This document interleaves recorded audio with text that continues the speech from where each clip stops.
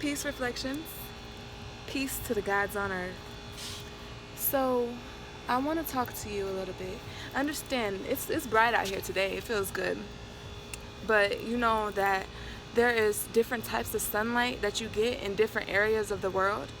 As the most honorable melanated mystic Babaji has taught us, in between the Tropic of Cancer and the Tropic of Capricorn is the best sunlight. It's called UVB sunlight. Throughout America, the sun, the radiation that it gives off is UVA. Look it up so you can know the difference. And the sun is what? The sun is your mind. And there goes another bee. I haven't got to look up. What does it mean when bees are attracted to you? But at the end of the day, the sun is your mind. The sun is what lights up this reality. Your mind is what lights up your reality. So if you wasn't observing, then there wouldn't be anything. The time that you go to sleep, there's nothing. You are in a different realm. And what lights up your reality in your dreams? You do. Your mind does. Thought. Okay? Everything is mental. That's the first hermetic principle. So, but today I wanted to talk to you about the 11th house. Because I have a lot of 11th house energy. And this is just a perspective that I have now. Every single day I study astrology because I can get more perspectives and take more into account in order to level up. Alright? So astrology with the 11th house, I have a lot of 11th house placements. And this means you give a fuck about humanity. This means that you care about groups. And it's so apparent, and astrology is going to explain everything to you. All is written. It's already written. And through astrology, you could understand that. And before the internet, we had the Ethernet. So there was a intelligence we tapped into that was not online to get answers. Okay? All the answers we need, it was an intelligence called the Ethernet. All right? So at the end of the day, we tapping into the internet right now. It's the age of information. Everything is coming back around. And it's the age of Aquarius. The 11th house is Aquarius. And this means the age of groups. We are growing back to tribal living. This means networking. And with me, I have a lot of 11th house placement. My sun, my moon, my Mercury, my Venus, and my Jupiter is in 11th house. And this explains why I was always attracted to groups, always trying to get groups together, even at a young age. Like my mother's a foster parent, so I had a lot of siblings in and out. And I believe that 11th house, see the difference between Aquarius and 11th house, the difference between the signs and the houses is that the sign is like your personality. The house is like you going into a house. So it's like, if I'm an Aquarius, well, let's say Leo, because I'm a Leo. So if I'm a Leo and I have creative talents, I am, a leader, I am all the different things that Leos are, and I go into the house of 11th house, this means that I need to respect the house. Anytime you go into somebody else's house, you have to respect the rules of the house. So it's basically like the 11th house is going to be networking. It's going to be groups. So no matter what you are, you have to go in there and like combine your energy with that, but respect the house. The house is very important. So the 11th house is more like I said, groups, networking, working together.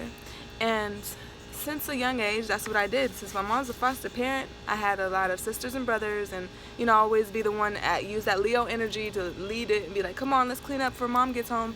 Let's do this for this and that. Let's play a game. Let's do this. Let's do that. Let's play house. And that was always me. So when you look into your chart, you're gonna see there's certain things that you did as a kid that you're kind of doing now that is based on your astrology chart. That's why astrology is very important to knowing yourself. And I believe that the 11th house, I do believe that it makes you, like, I wouldn't say I need groups, but I need groups, if that makes sense. It's like you are drawn to groups, like you're drawn to having those group settings. For me, I have conflicting energies sometimes. It's more like I see periods in my life where I would, like, I had a whole bunch of friends, and then I would drop the friends when I was in relationships. And I feel like even since I was a young age, I was open to doing like polygamy, but I feel like we were so colonized. Like a lot of the things that are gone wrong, that are curses in us, is the deadly sins like greed and jealousy and envy and those different things that are like embedded into us and through this monogamy type system. So what really sparked me with astrology was like, dang, I need my groups, not only in business but in a relationship. Like, I need other women to be able to do things that I can't do.